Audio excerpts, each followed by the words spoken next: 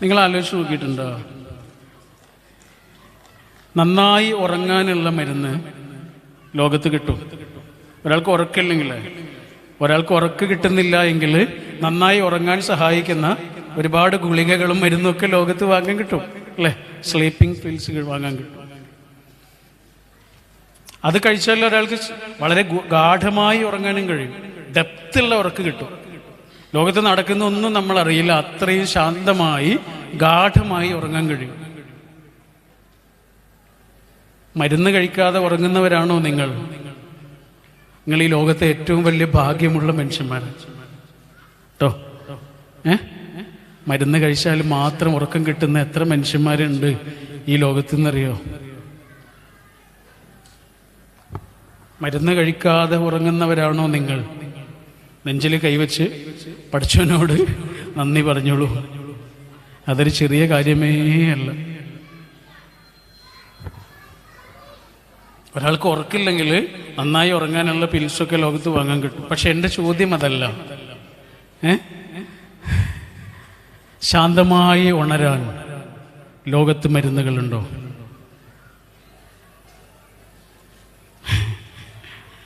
ഗാഠമായി ഉറങ്ങാൻ ലോകത്ത് മരുന്നുണ്ട്. ശാന്തമായി ഉണരാൻ ലോകത്ത് മരുന്നില്ല. ശരിക്കും ശാന്തമായി ഉണരുക എന്നുള്ളതല്ലേ കുറച്ചുകൂടെ ഇമ്പോർട്ടൻ്റ് ആയിട്ടുള്ള കാര്യം. കാരണം ഒരു ദിവസം തുടങ്ങുകയാണ്, മറ്റേതൊരു ദിവസം അവസാനിക്കുകയാണ്. ക്ഷീണം ഉണ്ടാവും സ്വാഭാവികമായിട്ട്, നമ്മൾ ഉറങ്ങി എന്നൊക്കെ വരാം, കുറച്ച് വൈകിയാലും. പക്ഷെ ശാന്തമായി ഉണരുക എന്നുള്ളത് കുറച്ചുകൂടെ പ്രാധാന്യമുള്ളതാണെന്ന് തോന്നുന്നു. കാരണം അതിന് മരുന്നില്ല. മറ്റത് വേണമെങ്കിലും മരുന്നൊക്കെ കിട്ടില്ലേ? ശാന്തമായി ഉണരാൻ മരുന്നില്ല. ശാന്തമായി ഉണരാൻ മരുന്നില്ല. ഉണർന്നു കഴിഞ്ഞിട്ട് ഒരാൾക്ക് ഉണ്ടാവുന്ന ശാന്തതയ്ക്ക് മരുന്നില്ല. ഞാൻ ഉണർന്നു കഴിയുമ്പോഴേ, ഈ രാവിലെ ഉണരുമ്പോഴാണ് നമ്മൾ ഏറ്റവും വീക്കാവുക. ശ്രദ്ധിച്ചിട്ടില്ലേ? ഏറ്റവും വീക്കാവുന്ന സമയം, ഇമോഷണലി ഒക്കെ ഭയങ്കര വീക്കാവുന്ന സമയം. അതുകൊണ്ടാണ് ആ സമയത്ത് ന്യൂസ് വായിക്കരുത്, സോഷ്യൽ മീഡിയ കാണരുത് എന്നൊക്കെ പറയുന്നത് അതുകൊണ്ടാണ്. കാരണം കുറച്ചുകൂടെ നെഗറ്റീവായിട്ടുള്ള വിഷമം ഉണ്ടാക്കുന്ന ഒരു വാർത്ത കണ്ടാൽ നമ്മൾ അല്ലാത്ത സമയത്ത് തകരുന്നതിനേക്കാൾ, മനസ്സ് വിഷമിക്കുന്നതിനേക്കാൾ വിഷമിക്കും. അതുകൊണ്ട് നെഗറ്റീവായ ഒരു സംഗതിയും വരാൻ സാധ്യതയുള്ള ഒന്നിലേക്കും മനഃപൂർവ്വം പോകരുത്. എന്തെങ്കിലും നമ്മളെ പോസിറ്റീവാക്കുന്ന കാര്യങ്ങൾ രാവിലെ ഉണരുന്ന സമയത്ത് കാണാനും പറയാനും, അങ്ങോട്ട് പറയാനും ഇങ്ങോട്ട് കേൾക്കാനും ഒക്കെ ശ്രമിക്കാൻ പാടും. ഒരു മരണവാർത്ത ഉണ്ടെങ്കിൽ പോലും ഒരാൾ ഉണർന്ന ഉടനെ അത് പറയരുത്. അയാൾ കുറച്ചൊന്ന് ഉണർന്നു കഴിഞ്ഞ് കുറച്ച് സമയം കഴിഞ്ഞ് അയാൾക്ക് അയാളുടെ ഇമോഷണലി കുറച്ചൊന്ന് ഫിറ്റ് ആകുന്ന സമയത്ത് അത് പറഞ്ഞു കൊടുക്കാൻ പാടും. പറഞ്ഞു വന്നത് എന്താണെന്നറിയോ? ശാന്തമായി ഉണരാനുള്ള മരുന്ന് എന്താണ്? ഇതാണ് പ്രശ്നം. ശാന്തമായി ഉണരാനുള്ള മരുന്ന് എന്താണ്? അല്ലെങ്കിൽ ഉണർന്നു കഴിഞ്ഞാൽ നമുക്കൊരു ശാന്തത കിട്ടാനുള്ള മരുന്ന് എന്താണ്? എനിക്ക് 4 മരുന്നുകളാണ് കിട്ടിയത്. നിങ്ങളോടത് പറയാനാണ് ഞാൻ ഇന്ന് ഉദ്ദേശിക്കുന്നത്. വളരെ കുറച്ച് സമയം കൊണ്ട് ഞാൻ അവസാനിപ്പിക്കാം കേട്ടോ. കുറച്ച് സമയം ഞാൻ എടുക്കുള്ളൂ, കുറച്ച് സമയം. ഈ 4 കാര്യങ്ങളാണ് ഞാൻ നേരത്തെ പറഞ്ഞ എൻ്റെ ആയുസ് കൊണ്ട് ഞാൻ പഠിച്ച 4 കാര്യങ്ങൾ. ഒന്നാമത്തെ കാര്യം എന്താണെന്നറിയോ? കണ്ടൻമെന്റ് ആണ്. കണ്ടൻമെന്റ് എന്താ? കണ്ടൻമെന്റ് എന്ന് പറഞ്ഞാൽ സംതൃപ്തി. നമ്മളിപ്പോൾ എവിടെയാണോ ഉള്ളത് അവിടെ, നമ്മൾ ആരുടെ കൂടെയാണോ ഉള്ളത് അവരെ, നമുക്ക് എന്താണോ ഉള്ളത് അതിനെ ഏറ്റവും ആനന്ദത്തോടെയും സന്തോഷത്തോടെയും ആർക്കാണോ സ്വീകരിക്കാൻ പറ്റുന്നത് അവരുടെ ഉള്ളിൽ മാത്രമേ ഒരു ഇന്നർ പീസ് അനുഭവിക്കാൻ കഴിയുള്ളൂ. ശരിയല്ലേ? അല്ലേ? അസംതൃപ്തി എവിടെയാണോ മനുഷ്യനുണ്ടാവണത് അവർക്ക് എന്താ നഷ്ടപ്പെടുക? സമാധാനം നഷ്ടപ്പെടുക.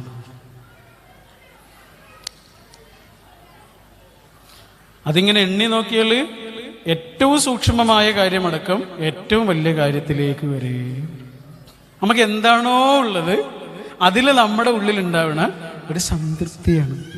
ഇപ്പൊ ചില ആളുകൾ പറയില്ലേ, എനിക്ക് എല്ലാ ഭക്ഷണവും കഴിക്കാൻ കഴിയുന്നു.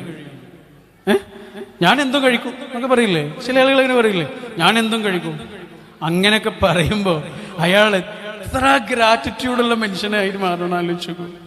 അയാൾ എത്ര ഈശ്വരനോട് പഠിച്ചവനോട് എത്ര നന്ദിയുള്ളൊരു മനുഷ്യനായിരിക്കണം അല്ലേ. ഞാനെല്ലാം കഴിക്കും എന്ന് പറയുമ്പോഴേ, കാരണം ഒരാൾക്ക് ടോക്സിക് ആയിട്ടുള്ള ഒരു സാധനം വേറൊരാൾക്ക് ടോണിക് ആയിരിക്കും, ഒരാൾക്ക് ടോണിക് ആയ കാര്യം വേറൊരാൾക്ക് ടോക്സിക് ആയിരിക്കും. നിങ്ങൾ കഴിക്കുന്ന സാധനം ചിലപ്പോൾ എനിക്ക് പറ്റണമെന്നില്ല, എൻ്റെ ശരീരത്തിന് ചിലപ്പോൾ പറ്റണമെന്നില്ല. അപ്പോൾ നിങ്ങൾ എന്നോട് പറയാം ഞാനെല്ലാം കഴിക്കും എന്ന് പറയുമ്പോൾ പോലും ഒരാളുടെ ഉള്ളിൽ എത്ര ഗ്രാറ്റിറ്റ്യൂഡ് ഉണ്ടാവണമെന്ന് ആലോചിച്ച് നോക്കൂ. വിശുദ്ധ ഖുർആനിൽ ഒരു പ്രവാചകനുണ്ട്, നൂഹ് പ്രവാചകൻ അല്ലെ, നോഹ എന്ന് ബൈബിളിൽ പറഞ്ഞിട്ടുള്ള നൂഹ് നബി അലൈഹിസ്സലാം. അദ്ദേഹത്തെ കുറിച്ച് പഠിച്ചവനെന്താ പറഞ്ഞതെന്നറിയാം? നോഹ പ്രവാചകൻ, നോഹയുടെ പെട്ടകം എന്നൊക്കെ കേട്ടിട്ടില്ലേ? ബൈബിളിലുണ്ട് നോഹയുടെ പെട്ടകം. കപ്പല് കണ്ടുപിടിച്ച ആളാണ്, ദൈവകൽപ്പനയാൽ കപ്പല് നിർമ്മിച്ച ആളാണ്. ഈ നൂഹ് നബിയെ കുറിച്ച് ഖുർആനിൽ പറഞ്ഞ പേരെന്താണെന്നറിയാം?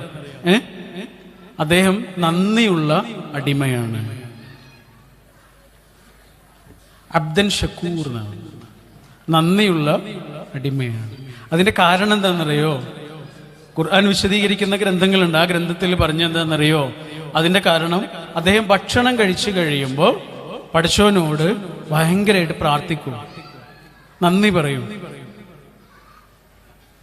ഭക്ഷണത്തിന്റെ പേരിൽ അത്രയേറെ നന്ദി കാണിക്കുന്ന ഒരാളായതുകൊണ്ടാണ് പഠിച്ചവൻ അദ്ദേഹത്തെ വിളിച്ച പേര് പോലും എന്താണ്?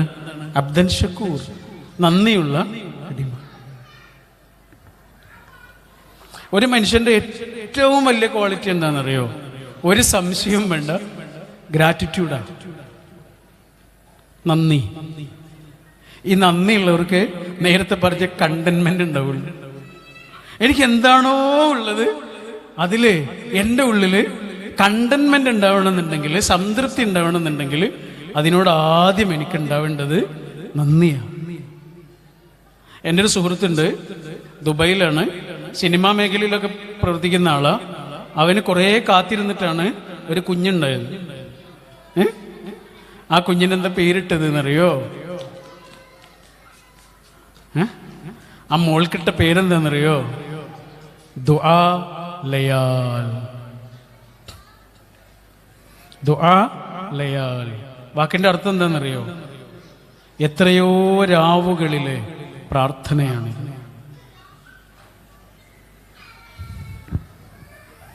ഒരായുസ് മുഴുവനും ആ കുഞ്ഞിനെ നൽകിയവനുള്ള ഗ്രാറ്റിറ്റ്യൂഡ്. ഒത്തിരി പേര് അല്ലേ? എന്താണ്? ദുആ ലയാൽ, എത്രയോ രാത്രികളിലെ പ്രാർത്ഥന. ആ കുഞ്ഞിന്റെ ചിരി കാണുമ്പോഴൊക്കെയും, ആ കുഞ്ഞിനെ പേര് ചൊല്ലി വിളിക്കുമ്പോഴൊക്കെയും അതൊരു ദൈവസ്തുതിയായി മാറുകയാണ്. ദുആ ലയാൽ, എത്രയോ രാത്രികളിലെ പ്രാർത്ഥനയാണ്. ബൈബിളില് ജോസഫ് എന്നും വിശുദ്ധ ഖുർആനില് യൂസുഫ് എന്നും പറയുന്നൊരു പ്രവാചകനുണ്ട്. അദ്ദേഹത്തിന്റെ ജ്യേഷ്ഠന്മാർ അദ്ദേഹത്തോടുള്ള അസൂയ കാരണം കൊല്ലാൻ വേണ്ടിയിട്ട് ഒട്ടക്കിണറ്റിൽ കൊണ്ടുപോയിട്ടതാണ്. പക്ഷെ അദ്ദേഹം കൊല്ലപ്പെട്ടില്ല, അവിടുന്ന് രക്ഷപ്പെട്ട് പിന്നെ ഈജിപ്തിലെ മന്ത്രിയൊക്കെ ആയിട്ട് മാറുന്ന ഒരു വലിയ ചരിത്രമുണ്ട് കേട്ടോ. ഈ യൂസുഫ് എന്ന പ്രവാചകന് പിന്നീടൊരു കുഞ്ഞുണ്ടായി. ആ കുഞ്ഞിനിട്ടൊരു പേരുണ്ട്. ഈ പേര് പറഞ്ഞപ്പോൾ ഓർമ്മിച്ചതാണ് കേട്ടോ. എന്താ പേരെന്നറിയോ? ആ കുഞ്ഞിന് അദ്ദേഹം ഇട്ട പേരായിരുന്നു മനാസേ. മനാസേ എന്ന് പറഞ്ഞാൽ എന്താണെന്നറിയോ? എല്ലാം മറക്കുക. കാരണം ഈ കുട്ടി വലിയ കുട്ടിയാവും. ഈ കുട്ടി വലിയ കുട്ടിയാവുമ്പോൾ നാട്ടുകാർ ഈ കുട്ടിയോട് വന്നിട്ട് പറയും, നിന്റെ മൂത്താപ്പയൊക്കെ നിനക്കറിയോ, നിന്റെ ഇച്ചാപ്പയൊക്കെ നിനക്കറിയോ? ആരാന്നറിയോ? നിന്റെ വാപ്പയെ കൊല്ലാൻ നോക്കിയ ആളാ, നിന്റെ അച്ഛനെ കൊല്ലാൻ നോക്കിയ ആളാ. കൊല്ലാൻ വേണ്ടിയിട്ടേ പൊട്ടക്കിണറ്റിൽ കൊണ്ടുപോയിട്ടതാ. അവരോട് പകരം ചെയ്യണം, പ്രതികാരം ചെയ്യണമെന്ന് ആരെങ്കിലും ഈ കുട്ടിയോട് എന്തെങ്കിലും വന്ന് പറയുമ്പോൾ ആ കുട്ടിക്ക് പറയാനുള്ള മറുപടി എന്താണ് എന്ന് ആ കുട്ടിയുടെ പേരിനുള്ളിൽ ഒളിപ്പിച്ചു വെച്ചു. സാരില്ലടാ പോട്ടെ അല്ലേ, മനാസേ, സാരില്ലടാ. ദുആ ലയാ, എത്രയോ രാത്രികളിൽ പ്രാർത്ഥന. നമ്മൾ മുമ്പ് എവിടെയോ പറഞ്ഞിരുന്നു, മലയാളത്തിലെ വളരെ പ്രസിദ്ധനായ, ഇപ്പോൾ ഏറ്റവും കൂടുതൽ പ്രസിദ്ധനായിക്കൊണ്ടിരിക്കുന്ന ഒരു ചലച്ചിത്ര നടനെ കുറിച്ച്, സിനിമാ നടനാണ്, അദ്ദേഹമായിട്ടുള്ളൊരു ഇൻ്റർവ്യൂ ഉണ്ടായിരുന്നു. ആ ഇൻ്റർവ്യൂവിൽ അദ്ദേഹത്തോട് ഇൻ്റർവ്യൂ ചെയ്യുന്ന ദിവ്യ ചോദിക്കുന്നുണ്ട്, അച്ഛനെ കുറിച്ച് ചോദിച്ചു. അച്ഛനെ കുറിച്ച് വളരെ ആവേശത്തോടെ ആൾ മറുപടി പറഞ്ഞു. ഒരു സാധാരണ കുടുംബത്തിൽ നിന്ന് വന്ന ആളാണ് കേട്ടോ. അച്ഛനൊരു വക്കീലാണ് ഇരിങ്ങാലക്കുടയിൽ. ഒരു സാധാരണ കുടുംബത്തിൽ നിന്ന് കഠിനാധ്വാനം കൊണ്ട് കയറി വന്ന ആളാണ്. ആരുടെയും അഡ്രസ്സിൽ കയറി വന്നതല്ല, കഠിനാധ്വാനം കൊണ്ട് കയറി വന്ന സാധാരണക്കാരനായ ഒരാളാണ്. അപ്പൊ അച്ഛനെ കുറിച്ചൊക്കെ ഭയങ്കര അഭിമാനത്തോടെ ആള് സംസാരിച്ചു. അമ്മയെക്കുറിച്ച് ചോദിച്ചു, അമ്മയെക്കുറിച്ച് സന്തോഷത്തോടെ പറഞ്ഞു. പിന്നെ അവന്റെ ചേട്ടനെ കുറിച്ച് ചോദിച്ചു. ചേട്ടനെ കുറിച്ച് ആവേശത്തോടെ പറയാൻ തുടങ്ങിയപ്പോഴേക്ക് ഇവൻ കരഞ്ഞുപോയി. ഇവനെ നിയന്ത്രിക്കാൻ കഴിയാതെ ഇവന്റെ ചങ്കിടറി. ടിഷ്യൂ കൊണ്ട് ഇങ്ങനെ കണ്ണൊക്കെ തുടച്ചിട്ട് അവൻ പറയാണ്, അവനെ കുറിച്ച് പറയാൻ തുടങ്ങുമ്പോഴൊക്കെ എനിക്ക് സങ്കടം വരും. അവനെ കുറിച്ച് പറഞ്ഞു തുടങ്ങുമ്പോഴേക്ക് എനിക്ക് സങ്കടം വരും. അതിന്റെ കാരണം എന്താണെന്നറിയോ? ഇവൻ എഞ്ചിനീയറിംഗ് കഴിഞ്ഞ് നല്ല ജോലിയൊക്കെ കിട്ടിയിരുന്നു. ആ ജോലിയൊക്കെ രാജിവെച്ച് ഇവന് സിനിമാ നടനാകണം എന്നുള്ള ആഗ്രഹം കൊണ്ട് സിനിമയുടെ പിന്നാലെ കൂടിയത്. ആ സമയത്ത് ഇവന്റെ കയ്യിൽ പൈസയൊന്നുമില്ല.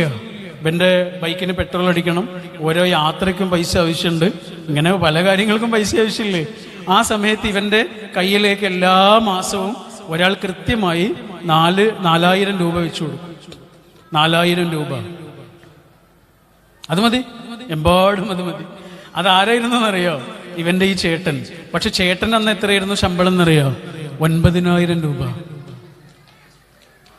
ആകെ 9,000 രൂപ കിട്ടുന്ന ഒരാള് 4,000 രൂപ സ്വന്തം അനുജന്റെ കിനാവുകൾക്ക് ഒരു താങ്ങാവാൻ 4,000 രൂപ ഇങ്ങനെ കയ്യിൽ വെച്ച് കൊടുത്ത കഥ ഈ അനിയൻ എപ്പോഴാ പറയുന്നതെന്നറിയോ? കോടികൾ ശമ്പളം വാങ്ങുന്ന കാലത്ത്. കോടികൾ ശമ്പളം വാങ്ങുന്ന കാലത്ത് പഴയ 4,000ന്റെ കഥ പറഞ്ഞ് കണ്ണു നിറയുന്നതിന്റെ പേരാണ് ഗ്രാറ്റിറ്റ്യൂഡ്. അതെല്ലാവർക്കും ഉണ്ടാവില്ല. ആരൊക്കെ ആയി മാറുമ്പോഴും ചിലതൊന്നും മറക്കാതിരിക്കലാണ് ജീവിതത്തിന്റെ മഹത്വം. ടോവിനോ തോമസ് എന്ന സമീപകാലത്തെ ഏറ്റവും പ്രതിഭാശാലിയായ ചലച്ചിത്ര നടനാണ്. അയാളെ ഭയങ്കര ഇഷ്ടമാണ്. ഇഷ്ടപ്പെടുന്നതിന്റെ കാരണങ്ങളിലൊന്ന് ഇതാണ്.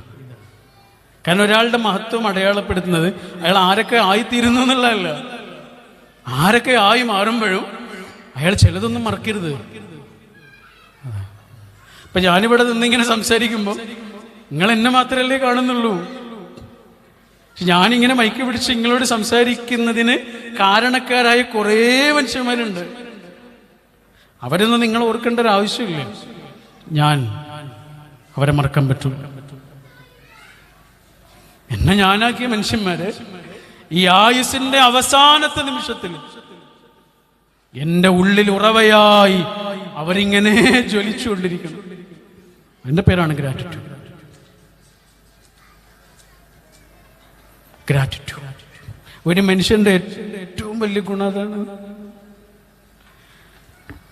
ഗ്രാറ്റിറ്റ്യൂഡ്. ചില വേരുകളെ ഒരാൾ മറക്കാതിരിക്കുക.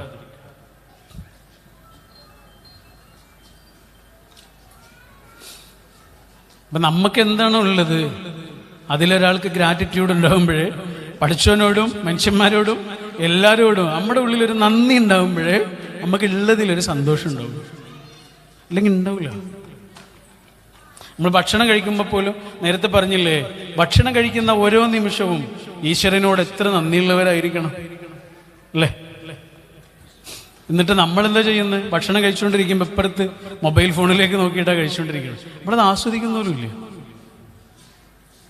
എൻ്റെ ഒരു സുഹൃത്തുണ്ട് ഇവിടെ കുവൈത്തിൽ. അവർക്ക് ഈ റെസ്റ്റോറൻറ്റ് ഓണേഴ്സിൻ്റെ അസോസിയേഷനൊക്കെ ഉണ്ട്. അവൻ എന്നോട് പറഞ്ഞതാണ്, പണ്ടൊക്കെ അറബികൾ ഹോട്ടലിലേക്ക് വരും. അറബികൾ ഹോട്ടലിലേക്ക് വരിക എന്ന് പറഞ്ഞാൽ പേടിയാണ് മലയാളികൾക്ക്. കാരണം ഇവർ ഭയങ്കര പ്രശ്നക്കാരാണ്. ഇവർക്ക് എരിവ് പറ്റില്ല, അങ്ങനെയൊക്കെ ഉണ്ടല്ല. അപ്പോൾ അവർ ദേഷ്യപ്പെടും, ഭക്ഷണമൊക്കെ എടുത്തുവിട്ട് വലിച്ചെറിയും. അങ്ങനെ ചില അനുഭവങ്ങളൊക്കെ ഇവൻ പറഞ്ഞു. പക്ഷേ ഇപ്പം അതില്ല എന്ന് പറഞ്ഞു. ഇപ്പം അറബികൾ വന്നാൽ വളരെ സമാധാനത്തോടെ വളരെ ശാന്തരായി ഭക്ഷണം കഴിച്ചിട്ട് അവർ പോകും. എന്താ കാരണം എന്നറിയോ? കാരണം പറഞ്ഞപ്പോഴേ രസം. എന്താ? അവരിത് ആസ്വദിക്കുന്നില്ല, അവരിതിലേക്ക് നോക്കിക്കൊണ്ടിരിക്കുക. മൊബൈലിലേക്ക് നോക്കിക്കൊണ്ടിരിക്കുമ്പോൾ മെസ്സേജ് റിപ്ലൈ ചെയ്യുകയോ പരിശോധിച്ചുകൊണ്ടിരിക്കുകയോ ചെയ്യുന്ന സമയത്ത് ഇതിൻ്റെ എരിവോ പുളിയോ മധുരമോ രുചിയോ പോലും അവരറിയുന്നോലുമില്ല. പിന്നെ ഇതിനെ കച്ചറ ഉണ്ടാക്കുന്നത് നമ്മളോ? ഏകദേശം ഇതേപോലെ തന്നെയല്ലേ? നമ്മളെന്ന് പറയാൻ പറ്റില്ല കേട്ടോ. നമ്മളെന്ന് പറയുന്നത് ഒരു തെറ്റായ പ്രയോഗമാണ്. കാരണം എൻ്റെ ജീവിതം വെച്ച് നിങ്ങളുടെ ജീവിതത്തെ അളക്കാൻ പറ്റില്ല. സാധാരണ പ്രഭാഷണങ്ങളിൽ ഉണ്ടാകുന്നൊരു തെറ്റാണത്. നമ്മളില്ല. എൻ്റെ സ്കെയിൽ വെച്ച് നിങ്ങൾ അളക്കാൻ പറ്റില്ലല്ലോ. ഞാൻ എന്ന് പറയാം, ഞാൻ ചെയ്യുന്നു എന്ന് പറയും, നിങ്ങൾ ചെയ്യുന്നു എന്ന് പറയാൻ പറ്റില്ല. അപ്പോൾ ഒരാൾ ഏറ്റവും മൈൻഡ്ഫുള്ളായിട്ട് അത് ആസ്വദിക്കുക എന്നുള്ളതാണ്, കഴിച്ചുകൊണ്ടിരിക്കുക എന്നുള്ളതാണ് അതിൻ്റെ ഗ്രാറ്റിറ്റ്യൂഡിൻ്റെ ഏറ്റവും ആദ്യത്തെ സ്റ്റെപ്പ് അല്ലേ? ശരിയല്ലേ? അതിൻ്റെ രുചിയൊക്കെ ആസ്വദിച്ച് ഒരാൾ കഴിക്കുക എന്നുള്ളതാണ്. ഈ ഭക്ഷണം കഴിച്ചുകൊണ്ടിരിക്കുന്ന ഇതിന് അല്ലെങ്കിൽ ഭക്ഷണത്തിന് ഈശ്വരനോട് അല്ലെങ്കിൽ തരുന്ന ആളോട് ഒക്കെ ഉണ്ടാവണം നന്ദി. എൻ്റെ ഒരു ഗുരു ഉണ്ട്, സമാധിയായി. ആള് സന്യാസിയായിരുന്നു, സ്വാമിജിയായിരുന്നു, തിരുവില്ലാമലയിലായിരുന്നു.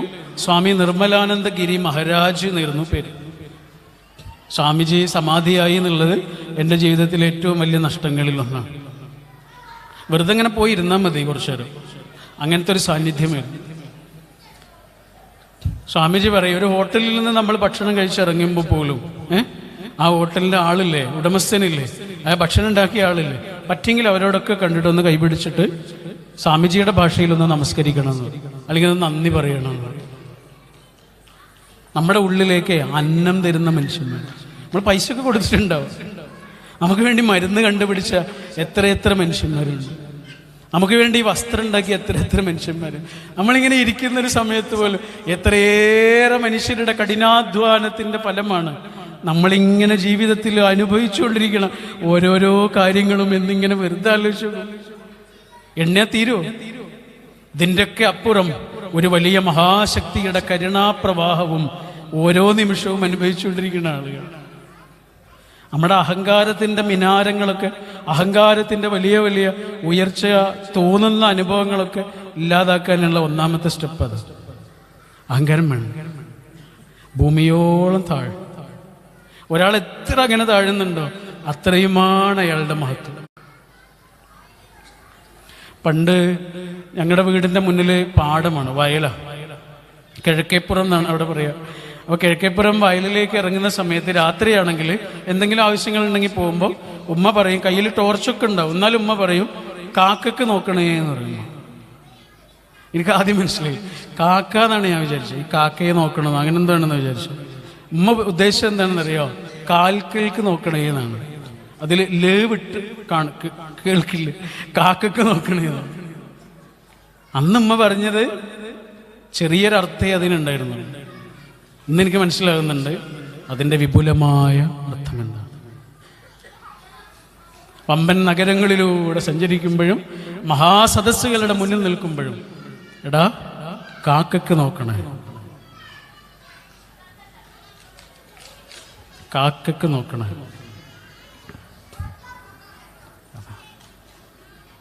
എപ്പോഴാണ് ഒരാൾക്ക് ഉറുമ്പിനെ പോലെ തല താഴ്ന്ന് വിനയമുണ്ടാകുന്നത്? എപ്പോഴാണ്?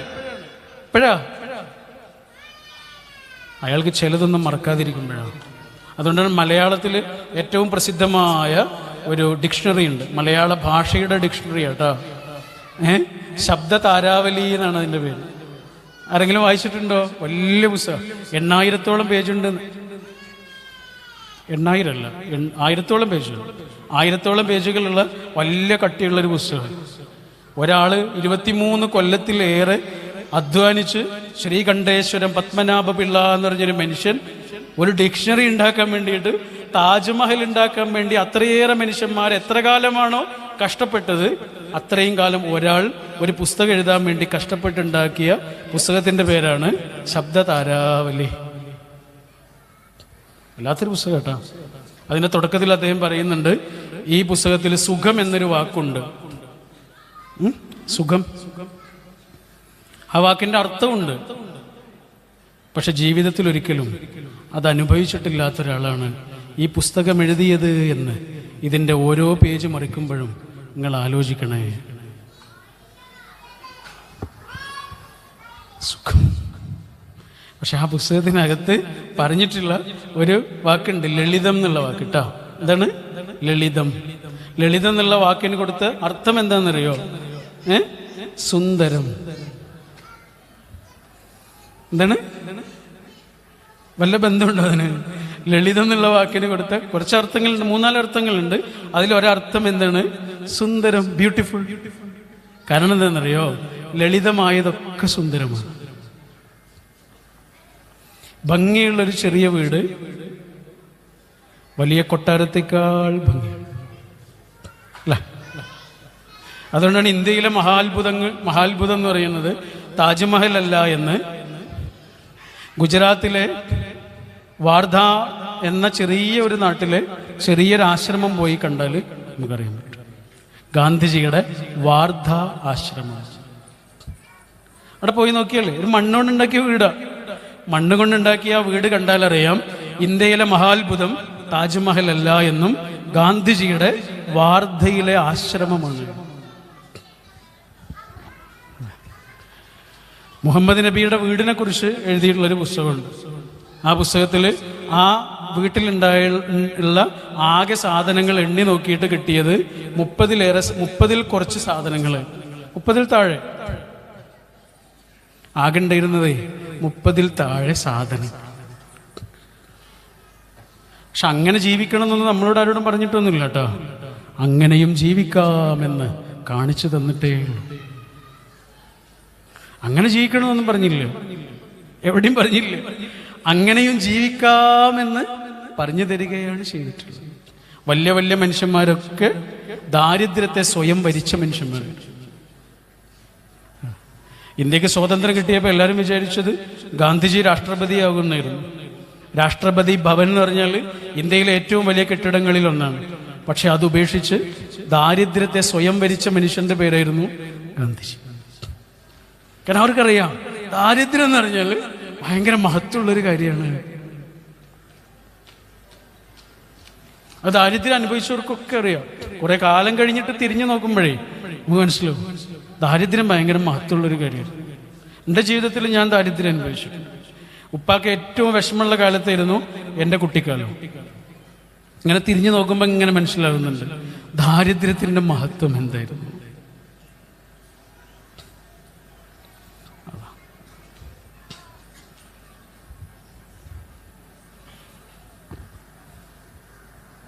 ലളിതം എന്നുള്ള വാക്കിന് ശബ്ദധാരാവലി കൊടുത്ത അർത്ഥങ്ങളിൽ ഒന്ന് എന്താണ്? സുന്ദരം. കാരണം എന്താണ്? ലളിതമായതൊക്കെ സുന്ദരമാണ്. അഹങ്കാരമുള്ള വാക്കുകളും വെച്ചുകെട്ടിയ പെരുമാറ്റവും എത്ര പെട്ടെന്നാണ് നമ്മുടെ ഉള്ളിൽ നിന്ന് അങ്ങനെയുള്ള മനുഷ്യന്മാരെ നമുക്ക് മടുക്കുക. അവരെ നമുക്ക് മടുക്കും. വെച്ചുകെട്ടിയ പെരുമാറ്റമുള്ള മനുഷ്യന്മാരും അഹങ്കാരമുള്ള മനുഷ്യന്മാരും നമ്മുടെ ചിത്രത്തിലേ ഉണ്ടാവില്ല, നമ്മുടെ ആൽബത്തിൽ അവരില്ല. എന്നാൽ ചില മനുഷ്യന്മാര് നമ്മൾ മറക്കൂല അവരെ. എന്താ കാരണം? അവരുടെ ലാളിത്യം, പെരുമാറ്റത്തിലെ ലാളിത്യാണ് കേട്ടോ ഉദ്ദേശം. ജീവിതം ഓരോരുത്തർക്കും സൗകര്യമുള്ള പോലെ വീടുണ്ടാക്കുകയും വാഹനം വാങ്ങുകയൊക്കെ ചെയ്യും, അത് വേറെ കാര്യം. അതൊക്കെ നമ്മുടെ ആവശ്യങ്ങളും സൗകര്യങ്ങളും. പക്ഷെ അതിനൊക്കെ അപ്പുറത്ത് ഒരാൾ പുലർത്തുന്ന ചില കാര്യങ്ങൾ നമ്മളെ മനസ്സിൽ ഒരു പോകില്ല അല്ലേ? നമ്മളെടുക്കുന്ന എല്ലാ ഫോട്ടോസും സേവ് ചെയ്യോ? ചില ഫോട്ടോ മാത്രമല്ലേ സേവ് ചെയ്യുള്ളൂ അല്ലേ? കുറച്ച് ഫോട്ടോകൾ സേവ് ചെയ്യുള്ളൂ. എത്രയേ ഫോട്ടോ എടുത്തിട്ടുണ്ടാവും. പക്ഷെ എല്ലാ ഫോട്ടോയും ആൽബത്തിലില്ലാത്ത, ഗാലറിയിൽ ഇല്ല എന്നുള്ളത് പോലെ തന്നെ ആ ഗാലറിയിലുള്ള 1000 ഫോട്ടോയിൽ നിന്ന് വളരെ കുറച്ച് ഫോട്ടോ മാത്രമേ നമ്മുടെ ഫേവറിറ്റിലേക്ക് നമ്മൾ സേവ് ചെയ്യൂ. ഫേവറിറ്റ് ആക്കി വെക്കുന്നത് എത്ര കുറച്ച് ഫോട്ടോസാന്ന് ആലോചിച്ചു അല്ലേ? ഇതേപോലെ മനുഷ്യന്മാർ, നമ്മൾ എത്ര മനുഷ്യന്മാരെ കാണുന്നുണ്ട്, എത്ര മനുഷ്യന്മാരെ പരിചയപ്പെട്ടിട്ടുണ്ട്. പക്ഷെ വളരെ കുറച്ച് ആൾക്കാരെ നമ്മുടെ ഫേവറേറ്റ് ലിസ്റ്റിലേക്ക് കയറുള്ളൂ. എത്ര മാഷന്മാരെ നമ്മളെ പഠിപ്പിച്ചിട്ടുണ്ട്, എത്ര ടീച്ചർമാർ പഠിപ്പിച്ചിട്ടുണ്ട്. എന്നാലോ ഏറ്റവും നല്ല ടീച്ചറെ അല്ലെങ്കിൽ ഏറ്റവും നല്ല മാഷയൊക്കെ നമ്മളിങ്ങനെ ആലോചിക്കുമ്പോൾ എത്ര കുറച്ച് ആളുകളെയാണ് ഓർമ്മ വരുന്നത്. 1-2 ആളുകളാണ് ഓർമ്മ വരുന്നത്. 100-200 ആളുകൾ നമ്മളെ പഠിപ്പിച്ചിട്ടുണ്ടാവും. ഡിഗ്രിയും PG യും PhD ഒക്കെ കഴിഞ്ഞിറങ്ങുമ്പോഴേക്ക് ഒരാൾ എത്ര മാഷന്മാരെ കണ്ടിട്ടുണ്ട്, ടീച്ചേഴ്സിനെ കണ്ടിട്ടുണ്ട്. എന്നാലോ ഫേവറേറ്റ് ലിസ്റ്റിലുള്ള ആള് നല്ലോണം പഠിപ്പിച്ച ഒരാളൊന്നും ആവണമെന്നില്ല. അതാണ് അതിൻ്റെ രഹസ്യം. നല്ലോണം പഠിപ്പിച്ച ഒരാളൊന്നും ആവണമെന്നില്ല അല്ലേ? നമ്മളോട് കരുണ കാണിച്ച മനുഷ്യൻ അവരെ നമ്മൾ മറക്കും. നമ്മുടെ അവസ്ഥ മനസ്സിലാക്കിയ മനുഷ്യൻ അവരെ നമ്മൾ മറക്കും. രാമചന്ദ്രൻ കൊടുവള്ളി എന്നൊരാളുണ്ട്, ഒരു മാഷാണ്. ഇവിടെ ഇല്ലല്ലോ അല്ലേ? ഇത് കൊടുവള്ളി അല്ലേ? ഇവിടെ ഇല്ലല്ലോ ആള് ഇല്ലേ? അദ്ദേഹം എഴുതിയ ഒരു പുസ്തകമുണ്ട്, മാഷ് അദ്ദേഹത്തിന്റെ അനുഭവങ്ങൾ എഴുതിയിട്ടുള്ള പുസ്തകമാണ്. ആരെങ്കിലും വായിച്ചിട്ടുണ്ടോ? അത് ഉണ്ടോ? ഈ മാഷ് ഒരു ദിവസം ക്ലാസ്സിലേക്ക് ഒരു കുട്ടിയുണ്ട്, എല്ലാ ദിവസവും വൈകിയാണ് അവൻ വരുന്നത്. മാഷിക്ക് അവനോട് ചെറിയൊരു താല്പര്യക്കുറവുണ്ടാവാൻ തുടങ്ങി. കാരണം ഇവന് മാഷിനെ അപമാനിക്കുന്നത് പോലെ. മാഷ് കുറെ നേരമായിട്ട് ക്ലാസ്സിലുണ്ട്, എന്നിട്ട് ഇവൻ വരുന്നില്ല. ഇവൻ കുറെ വൈകിട്ടാണ് വരുന്നത്. അങ്ങനെ ഒരു ദിവസം ഇവൻ വൈകി വന്നപ്പോൾ മാഷിക്ക് പെട്ടെന്നുണ്ടായൊരു ദേഷ്യം കൊണ്ട് ഇവനെ അടിച്ചു. സാധാരണ അടിയൊക്കെ കൊടുക്കാറുണ്ട്, ഈ അടി പക്ഷെ കുറച്ച് വല്ലാതെ ഊക്കധികമായി എന്ന് മാത്രമല്ല, ഇവന്റെ നഖമില്ലേ, ഇവന്റെ നഖം ഇങ്ങനെ തെറിച്ചുപോയി, ഇങ്ങനെ അറ്റു തൂങ്ങി. അടി കൃത്യമായി കൊണ്ടത് ഇവന്റെ നഖത്തിലാണ്. ഇവിടെ ഇങ്ങനെ അറ്റു തൂങ്ങി, ഇവനിങ്ങനെ കരയാൻ തുടങ്ങി, ചോരയൊക്കെ ഇങ്ങനെ ഒഴുകാൻ തുടങ്ങി. മാഷ് പേടിച്ചു. മാഷ് വണ്ടി വിളിക്കുന്നു, ഇവനെ ആശുപത്രിയിലേക്ക് കൊണ്ടുപോകുന്നു, ഇവന്റെ കൈയൊക്കെ കെട്ടുന്നു, അതിനുവേണ്ട ചികിത്സയും ഒക്കെ കൊടുക്കുന്നു. അതെല്ലാം കഴിഞ്ഞിട്ട് മാഷ് ഇവനെ അവന്റെ വീട്ടിലേക്ക് കൊണ്ടുപോവാ. വീട്ടിലേക്ക് എത്തുന്നു. വാതിൽ തുറക്കാൻ പോലും അവിടെ ആരുമില്ല. ഇവൻ തന്നെ വാതിൽ തുറക്കുന്നത്, ജനലിലൂടെ ഒക്കെ കൈയിട്ടിട്ടായിരിക്കും തുറക്കുന്നത്. അങ്ങനെ തുറന്ന് മാഷോട് അകത്തേക്ക് ഇരിക്കാൻ പറഞ്ഞു. ഇവൻ ഇതുവരെ മാഷോടൊന്നും പറഞ്ഞില്ല, ഒരു പരാതി പറഞ്ഞില്ല, എന്തിനാണ് അടിച്ചതെന്ന് ചോദിച്ചിട്ടില്ല, എനിക്ക് വേദനയുണ്ട് എന്ന് പോലും ഇവൻ പറഞ്ഞിട്ടില്ല. പക്ഷെ ആ വീടിനകത്തേക്ക് കയറിയപ്പോൾ മാഷ് കാണുന്നത് വയ്യാതെ കിടക്കുന്ന ഒരമ്മയാണ്. ഒന്ന് എണീക്കാൻ പോലും കഴിയാത്ത, ചെരിഞ്ഞു കിടക്കാൻ പോലും കഴിയാത്തൊരമ്മയാണ്. ആ അമ്മയ്ക്ക് വേണ്ടതൊക്കെ ചെയ്തു കൊടുക്കുന്നത് ഇവനാണ്, ഈ 6ാം ക്ലാസ് പഠിക്കുന്ന കുട്ടിയും. പിന്നെ ഒരു പശുവുണ്ട്, അതിനെ കറന്നെടുത്ത് അതിൻ്റെ പാല് സൊസൈറ്റിയിൽ കൊണ്ടുപോയി വിറ്റ് കൊടുത്ത് അമ്മയ്ക്ക് വേണ്ടത് മുഴുവനും കാര്യങ്ങളും ചെയ്തിട്ട് പുസ്തകവും പാത്രവും എടുത്തിട്ട് സ്കൂളിലേക്ക് ഓടി വരുന്ന കുട്ടിയില്ലേ, ചിലപ്പോൾ 5 മിനിറ്റ് വൈകുമെന്ന് മാഷിക്ക് അന്ന് മനസ്സിലായി. ഒരു സ്കെയിൽ വെച്ച് എല്ലാ കുട്ടികളെയും അളക്കാൻ പറ്റൂല എന്ന് മാഷിക്ക് അന്ന് മനസ്സിലായി. എല്ലാ കുട്ടികൾക്കും കൊടുത്തത് ഒരേ ഹോംവർക്ക് തന്നെ ആയിരിക്കും, പക്ഷെ എല്ലാവരുടെ വീടും എല്ലാവരുടെ അവസ്ഥയും ഒന്നല്ല എന്ന് മാഷിക്ക് അന്ന് കിട്ടിയൊരു വെളിച്ചം. ആ മാഷ ഈ കുട്ടി മറക്കില്ല. എൻ്റെ ഒരു സുഹൃത്തുണ്ട്, അവള് ബേപ്പൂരാ വീട്. ബേപ്പൂരിൽ നിന്ന് പയ്യന്നൂരാണ് അവള് PG ചെയ്യുന്നത്. പയ്യന്നൂരെത്തും എല്ലാ ദിവസവും പോയി വരുക. രാവിലെ 5 മണിക്കൊക്കെ ഇറങ്ങും, വൈകിട്ട് 10 മണിക്കൊക്കെ തിരിച്ചു വരും. അവൾക്കൊരു 3 വയസ്സുള്ള മോളുണ്ട്. അതുകൊണ്ട് ഇവള് ഹോസ്റ്റലിൽ നിൽക്കുന്നില്ല, കാരണം എല്ലാ ദിവസവും പോയിട്ട് വരും. കുട്ടിയെ നോക്കാനുള്ളത് കൊണ്ട്. അപ്പൊ ഇവളുടെ ഒരു ദിവസം ഏകദേശം ബസ്സിലോ ട്രെയിനിലൊക്കെ ഇരിക്കും. ഇവള് പഠിക്കുന്നത് കൗൺസിലിംഗ് സൈക്കോളജിയാണ്. ഒരു ദിവസം ടീച്ചർ ക്ലാസ് എടുക്കുന്നത് ടൈം മാനേജ്മെന്റിനെ കുറിച്ചായിരുന്നു. ഒരു ദിവസത്തെ ടൈം എങ്ങനെയൊക്കെയാണ് ഡിവൈഡ് ചെയ്യേണ്ടത്, എങ്ങനെയൊക്കെയാണ് ഉപയോഗിക്കേണ്ടത് എന്നൊക്കെയല്ലേ പഠിപ്പിക്കുക. ഇതൊക്കെ കേട്ടിട്ട് ഇവർക്ക് സങ്കടമായി. കാരണം ഇവളുടെ ഒരു ദിവസമല്ലേ ഒന്നിനും ഉപയോഗിക്കാൻ പറ്റുന്നില്ല. അവളുടെ മോളുടെ കഥകൾ കേട്ടിരിക്കാൻ പോലും കഴിയുന്നില്ല. അവളുടെ മോൾക്ക് വേണ്ട സമയം കൊടുക്കാൻ കഴിയുന്നില്ല. ഇതൊക്കെ ആലോചിച്ചിട്ട് ഇവർക്ക് സങ്കടമായി. അവളിങ്ങനെ കൈമറിച്ചിട്ട് ഇങ്ങനെ കണ്ണ് നിറയാൻ തുടങ്ങി. ഇവള് തൊട്ടടുത്തിരിക്കുന്ന കുട്ടി പോലും അറിയരുത് എന്ന് വിചാരിച്ചിട്ട് ഇങ്ങനെ കൈവച്ചിട്ട് ഇവൾ കരയാൻ തുടങ്ങി. അപ്പൊ ഒരാളിങ്ങനെ വന്നിട്ടേ അവളുടെ മെല്ലെ വന്നിട്ട് അവളെ ഇങ്ങനെ തൊട്ടു. എന്നിട്ട് പുറത്തിങ്ങനെ ഒഴിഞ്ഞു. അവളിങ്ങനെ പിടിച്ചിട്ട് ഇങ്ങനെ ആശ്വസിപ്പിക്കുന്നുണ്ട് ഒരാൾ. അയാൾക്ക് മനസ്സിലായി അവളിങ്ങനെ മെല്ലെ നോക്കുമ്പോൾ ആരായിരുന്നു എന്നറിയാം, ക്ലാസ് എടുത്തുകൊണ്ടിരുന്ന ടീച്ചർ.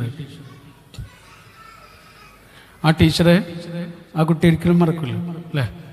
ടീച്ചർ പഠിപ്പിച്ചതൊക്കെ ചിലപ്പോൾ മറക്കും, പക്ഷെ ആ മൊമെന്റ് ഒരിക്കലും മറക്കും.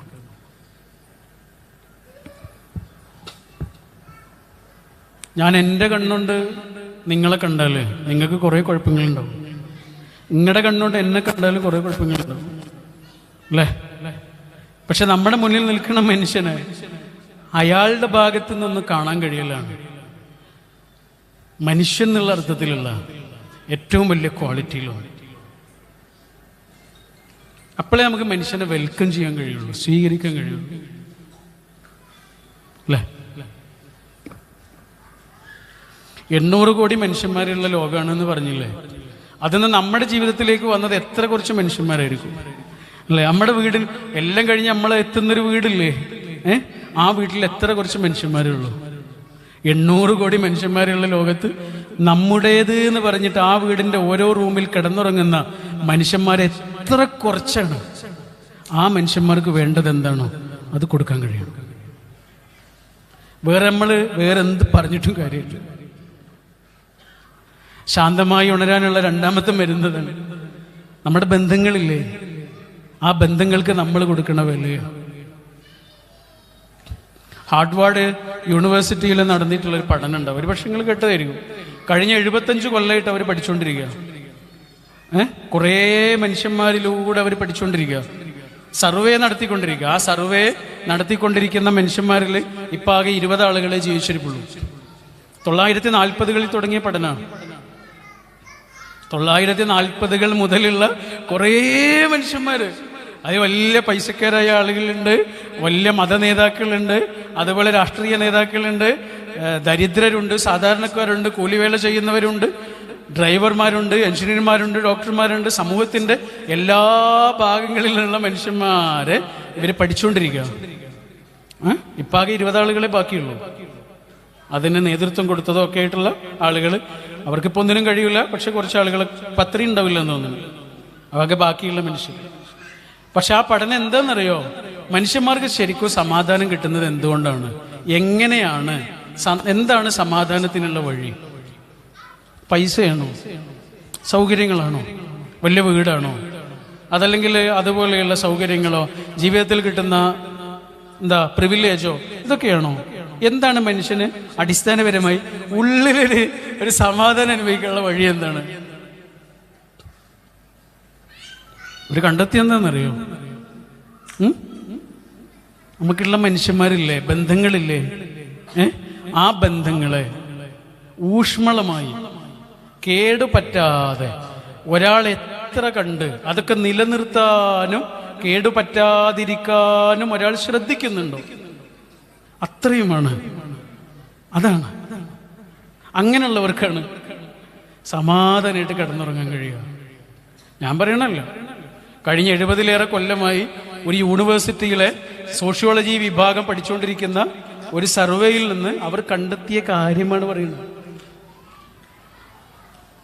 നമ്മളെല്ലാം കഴിഞ്ഞിട്ട് അവസാനം എത്തുന്ന ആ ചെറിയ വീടില്ലേ, അല്ലെങ്കിൽ ആ വലിയ വീടില്ലേ, ആ വീടിൻ്റെ ഓരോ റൂമിൽ കിടന്നുറങ്ങുന്ന മനുഷ്യന്മാരില്ലേ, 4-5 മനുഷ്യന്മാരല്ലേ ഉള്ളൂ അല്ലേ? അവർ സമാധാനത്തോടെ ജീവിക്കണം. അതിന് ഞാൻ എന്താണോ ചെയ്യേണ്ടത് അത് നമ്മൾ ചെടി നനക്കുമ്പോൾ എവിടെയാണ് വെള്ളം ഒഴിക്കുക? എവിടെ ഒഴിക്കുക? വേരില്, മണ്ണിലാണ്. മണ്ണിൽ നനയ്ക്കുന്ന എന്തുകൊണ്ടാ? മണ്ണിൻ്റെ ഉള്ളിലാണല്ലോ വേര് അല്ലേ? ഈ ചെടിക്ക് കാരണക്കാരായ ആളുകളെ കാണുന്നില്ല, ഒരു ഉള്ളിലാ അല്ലേ? പൂവറിയില്ല വേരറിഞ്ഞ കയ്പുകൾ എന്നൊരു കവിതയുണ്ട്. പൂവിന് മനസ്സിലാവില്ല വേരെത്ര കഷ്ടപ്പെട്ടിട്ടുണ്ട്, എന്നിട്ടോ കാണുന്നുണ്ടോ? ആരും കാണുന്നില്ല അല്ലേ? ചെടി നനയ്ക്കുമ്പോൾ എവിടെയാ നനയ്ക്കുക? ഞാൻ ഇത്രയും നേരം പറഞ്ഞതൊക്കെ നിങ്ങൾ മറന്നോളൂ കേട്ടോ. ഇനി ഇത് മാത്രം ആലോചിച്ചാൽ മതി. ഓക്കെ, ഇങ്ങോട്ട് വരുമ്പോൾ എൻ്റെ മനസ്സിലുണ്ടായ ആശയമാണ്. അതുകൊണ്ടാ ചെടി നനയ്ക്കുമ്പോൾ എവിടെയാണ് വെള്ളം നനയ്ക്കുക? വേരിലാണ് വെള്ളം നനയ്ക്കുക. വേരിൽ വെള്ളം നനച്ചാലുള്ള ഗുണം എന്താണ്? അത് ഇലയിലെത്തും, പൂക്കളിലെത്തും, മൊട്ടിലെത്തും, തണ്ടിലെത്തും, എല്ലായിടത്തും എത്തും. ഒരാൾ പൂക്കളിലാണ് വെള്ളം നനയ്ക്കുന്നതെങ്കിലോ അതെവിടെ എത്തൂല, അവിടെ മാത്രമേ ഉണ്ടാവുള്ളൂ. അതിന് പോലൊരു കാര്യം ഉണ്ടാവില്ല. കുറച്ച് കഴിഞ്ഞാൽ ഉണങ്ങിപ്പോവും, തുള്ളിപ്പോവും അല്ലേ. വേരിൽ വെള്ളം നനച്ചാൽ എല്ലായിടത്തും എത്തും. ഈ വേരാണ് നേരത്തെ പറഞ്ഞ 5 ആളുകളില്ലേ അല്ലേ? ആ വീട്ടിലെ ഓരോ റൂമിൽ കിടന്നുറങ്ങുന്ന 3 ആളുകളോ 5 ആളുകളോ 10 ആളുകളോ 6 ആളുകളോ 2 ആളുകളോ ഇല്ലേ? നമ്മുടെ കുടുംബമില്ലേ? അതാണ് നമ്മുടെ വീട്. അവിടെ സമാധാനം ഇല്ലെങ്കിൽ ഒരാൾക്ക് വേറെ എവിടെയും സമാധാനം കിട്ടാൻ പോകുന്നില്ല. എൻ്റെ കുടുംബത്തിൽ എനിക്ക് സമാധാനം ഇല്ല എങ്കിൽ എനിക്കിതും പിടിച്ചുകൊണ്ട് സമാധാനമായിട്ട് നിങ്ങളോട് വർത്തമാനം പറയാൻ കഴിയും. നിങ്ങളുടെ വീട്ടിൽ നിങ്ങൾക്ക് സമാധാനം ഇല്ല എങ്കിൽ നിങ്ങൾക്ക് ഇങ്ങനെ ശാന്തമായി ഇരിക്കാനും കഴിയും. ഒരു മുഖ്യമന്ത്രിക്ക് ഭരിക്കാൻ കഴിയില്ല, ഒരു എഞ്ചിനീയർക്ക് അയാളെ കാര്യം ചെയ്യാൻ കഴിയില്ല, ഒരു മാഷിന് നന്നായി പഠിപ്പിക്കാൻ കഴിയില്ല, ഒരു ഭരണാധികാരിക്ക് നന്നായിട്ട് അയാളുടെ ജോലി ചെയ്യാൻ കഴിയില്ല, ഒരു ഡോക്ടർക്ക് അയാൾക്ക് സ്വസ്ഥമായി ജോലി ചെയ്യാൻ കഴിയില്ല. ഒന്നും നടക്കാൻ പാടില്ല. അതുകൊണ്ടേ ഞാൻ എൻ്റെ സമയത്തിൽ ഏറ്റവും നല്ല സമയം, ഞാൻ എൻ്റെ ശ്രദ്ധയിലെ ഏറ്റവും നല്ല ശ്രദ്ധ, ഞാൻ എൻ്റെ സ്നേഹത്തിൻ്റെ ഏറ്റവും നല്ല സ്നേഹം, അതാണ് എൻ്റെ വെള്ളം. ആ വെള്ളം കൊടുക്കേണ്ടത് ആർക്കാണെന്നറിയോ? എൻ്റെ വേരിനാണ്. പക്ഷെ ഞാനെന്ന ചെടിക്ക് വേര് മാത്രമൊന്നുമില്ല, വേറെ പലതുണ്ട്. പൂക്കളുണ്ട്, ഇലകളുണ്ട്, തണ്ടുണ്ട്, ഇതൊക്കെ ഉണ്ട്. ചങ്ങാതിമാരുണ്ട്, കൂട്ടുകാരുണ്ട്, ക്ലാസ്മേറ്റ്സ് ഉണ്ട്, പിന്നെ അയൽക്കാരുണ്ട്, രാഷ്ട്രീയക്കാരുണ്ട്, സാമൂഹ്യ പ്രവർത്തകരുണ്ട്, ഓരോരോ സംഘടനകളിൽ എൻ്റെ കൂടെ ജോലി ചെയ്യുന്നവരൊക്കെ ഉണ്ട്. അതൊക്കെ ഈ ചെടിക്ക് ആവശ്യം തന്നെയാണ്. പക്ഷേ വേരുണങ്ങിയാൽ,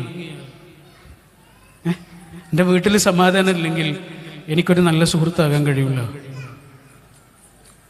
എനിക്കൊരു നല്ല രാഷ്ട്രീയക്കാരനാകാൻ കഴിയില്ല, എനിക്കൊരു നല്ല സാമൂഹിക പ്രവർത്തകനാകാനോ സാമൂഹിക ജീവിയാകാനോ കഴിയില്ല. ഒരു വർഷം അവസാനത്തിൻ്റെ തുമ്പിൽ നിൽക്കുന്ന ദിവസം, ഒരു വർഷം അവസാനിച്ച് അതിൻ്റെ ഇങ്ങനെ അറ്റത്ത് നിന്നുകൊണ്ടിരിക്കുന്ന ഈ സമയങ്ങളിൽ നമ്മൾ പിന്നെയും ആലോചിക്കേണ്ടത് നമ്മുടെ വേരെന്തായി എന്നുള്ളത്. പൂക്കൾ എന്തായി എന്നല്ല, ചെടികൾ എന്തായി എന്നല്ല. നമ്മുടെ കൂടെയുള്ള മനുഷ്യന്മാർക്ക് നമ്മൾ കാരണം ജീവിതം മടുത്തിട്ടുണ്ടോ? നമ്മൾ കാരണം സമാധാനം പോയിട്ടുണ്ടോ? നമ്മുടെ മനുഷ്യന്മാർക്ക് നമ്മൾ കാരണം ജീവിതത്തോടെ എന്തെങ്കിലും ഒരു നിരാശ ഉണ്ടായിട്ടുണ്ടോ? ഉണ്ടെങ്കിൽ അത് പരിഹരിക്കണം. ബൈബിള് പറഞ്ഞതുപോലെ എൻ്റെ അടുത്ത് എന്തെങ്കിലും തെറ്റുപറ്റി, ഞാനൊരാളെ സ്നേഹിക്കേണ്ടതുപോലെ സ്നേഹിച്ചിട്ടില്ല, ഇനി എന്ത് ചെയ്യണം? അതിൽ കരഞ്ഞുകൊണ്ടിരിക്കണോ? വേണ്ടടാ, കൂടുതൽ സ്നേഹിക്കുക. ബൈബിളിൻ്റെ വാക്യമാണ്, എന്ത് രസമുള്ള വാക്യം. എന്നിട്ട് കൂടുതൽ സ്നേഹിക്കുക. പശ്ചാത്താപമാണ്, പരിഹാരമാണ്. ഒരു വർഷത്തിൻ്റെ അവസാനത്തെ അറ്റത്ത് നിൽക്കുന്ന ഈ സമയം നമ്മൾ ആലോചിക്കണം, നമ്മുടെ വേര് എന്തായി? പൂക്കളൊക്കെ അടിപൊളിയാ, ഇലയും അടിപൊളിയാ, ഒക്കെ അടിപൊളിയാ, പുതിയ മുട്ടുകളൊക്കെ ഉണ്ടാകുന്നുണ്ട്. പക്ഷെ നമ്മുടെ വേരെന്തായി?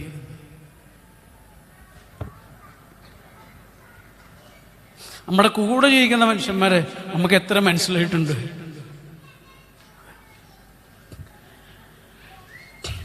പലപ്പോഴും പ്രഭാഷണങ്ങളിലൊക്കെ ഇങ്ങനെ ഏറ്റവും കൂടുതൽ ഇങ്ങനെ പറഞ്ഞ് പൊലിപ്പിക്കാറുള്ളത് അമ്മയെക്കുറിച്ചാണ് അല്ലേ? ഒരു വീട്ടിലെ അമ്മ ചെയ്യുന്ന സേവനങ്ങൾ അല്ലെങ്കിൽ സങ്കടങ്ങൾ, ഇതൊക്കെയാണ് പറയുക. പലപ്പോഴും ഇങ്ങനെ മറഞ്ഞു പോകുന്ന ഒരാളാണ്, ചരിത്രത്തിൽ നിന്ന് തന്നെ മറഞ്ഞു പോകുന്ന ഒരാളാണ് ആര്? അച്ഛൻ. അച്ഛനെവിടെ ഇല്ലല്ലോ. ബന്നമാഷിൻ്റെ കഥകളുടെ ഒരു ഓഡിയോ വേർഷനുണ്ട്, നിങ്ങൾ കേട്ടിട്ടുണ്ടോ? ഇല്ലേ? കഥകൾ അദ്ദേഹം ഓഡിയോ ആയിട്ട് പറഞ്ഞു തരും. അങ്ങനെ ഞാൻ കേട്ടൊരു കഥയുണ്ട്, വായിച്ചതല്ല കേട്ടതാണ്. നമ്മുടെ ശിഹാബുദ്ദീൻ പൊയ്ത്തുംകടവിൻ്റെ വരൂ അരികിലിരിക്കൂ. അസാധ്യമായൊരു സ്റ്റോറി കേട്ടോ. ഒരച്ഛനാ, ഒരു വീട്ടിൽ ഇങ്ങനെ അനാഥനാകുന്ന ഒരു അച്ഛനെ കുറിച്ചാണ്. അയാൾ കുറേ കാലം ഗൾഫിലൊക്കെ പോയിട്ട് അധ്വാനിച്ച് അങ്ങനെ അയാളുടെ ചോരയും നീരൊക്കെ ഇങ്ങനെ പോയിക്കൊണ്ടിരിക്കും. പക്ഷെ പതുക്കെ അയാൾ ഇങ്ങനെ ആ വീടിൻ്റെ മൂലയിലാവും. അതാണ് സ്റ്റോറി. ആ കഥയുടെ അവസാനത്തിൽ അവസാനത്തെ വരി ഇങ്ങനെയാണ്: ഈ പ്രപഞ്ചത്തിലെ ഏറ്റവും അരക്ഷിതനായ ജീവിയാണ് പുരുഷൻ. ഈ अगर आप लो सेल्फ कॉन्फिडेंस से सफ़र कर रहे हैं, छोटी छोटी बातों पे हर्ट हो जाते हैं या बहुत ज़्यादा मूड स्विंग होता है, तो अगले 1 मिनट मेरी പ്രപഞ്ചത്തിലെ നിങ്ങൾ ആലോചിക്കേണ്ടത് നിങ്ങളുടെ അച്ഛനെയാണ് കേട്ടോ, അല്ലെങ്കിൽ വാപ്പയെയാണ് കേട്ടോ. എന്താണ് കഥകാരന് അവസാനം പറയാ? പുരുഷൻ ഈ പ്രപഞ്ചത്തിലെ ഏറ്റവും അരക്ഷിതനായ ജീവിയാണ്. മക്കളുണ്ടാകുന്നതോടെ അയാളുടെ ഭാര്യയ്ക്ക് പോലും അയാളെ വേണ്ട. മുറ്റത്തെ കുറ്റിമുല്ലയുടെ ചെടി, മുറ്റത്തെ കുറ്റിമുല്ലയുടെ ചെടി ഒരു ദിവസം, പെട്ടെന്നൊരു ദിവസം ഒരു ചൂലായി മാറി മൂലയിലിരിക്കുന്നത് പോലെ അയാൾ ഉപേക്ഷിക്കപ്പെടുന്നു.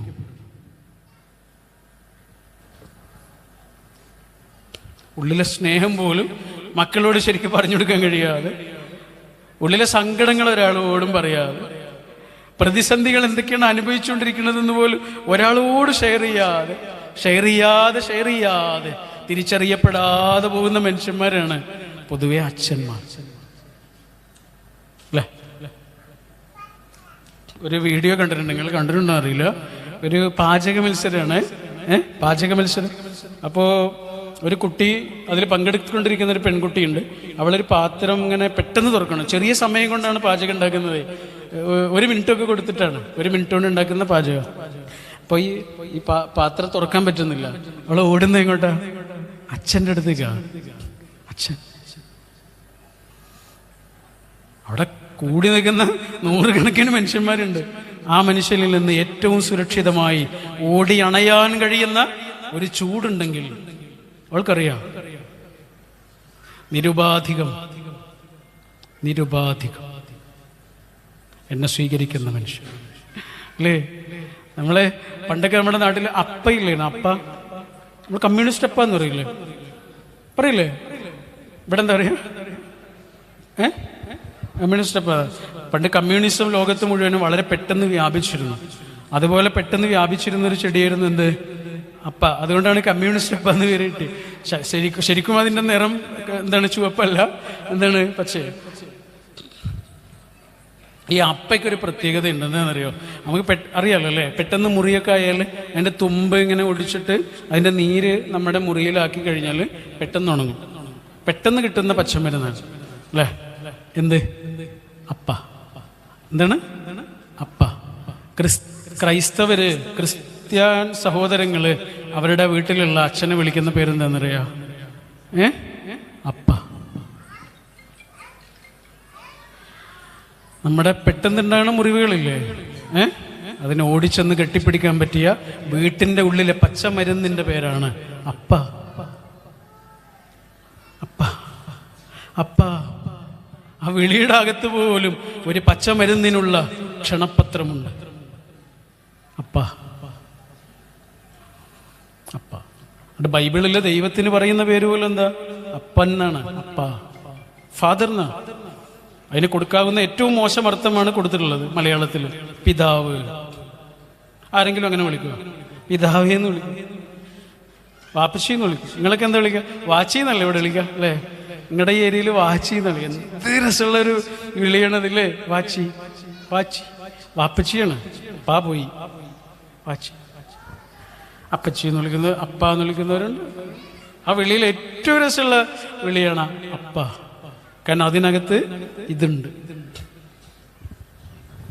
പക്ഷേ തിരിച്ചറിയപ്പെടാതെ പോകുന്ന ആ പച്ചമരുന്ന് പതുക്കെ പതുക്കെ അങ്ങനെ നീങ്ങിപ്പോയി. ആർക്കും വേണ്ട. വാർദ്ധക്യമൊക്കെ എത്തുന്നതോടുകൂടി ആ മനുഷ്യന്റെ ഉള്ളിലുണ്ടാവണ ഒരരക്ഷിതത്വമുണ്ട്.